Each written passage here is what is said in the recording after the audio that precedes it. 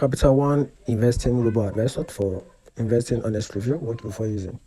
Capital One previously offered a robo-advisor service known as Capital One Advisor Managers Manage Portfolios, which provide automated investment management tailored to individual goal and risk tolerance. However, Capital One existed the retail brokerage business in 2019 and officially ceased offering investment advisor service in 2022.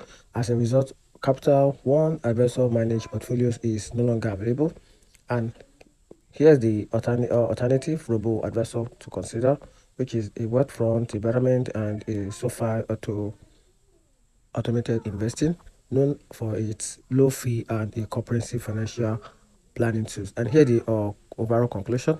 Capital One no longer offer a robo-advisor service. The market has several robust alternatives. It's essential to access each platform features, fee, and investment strategies to determine the best fit for your financial goal.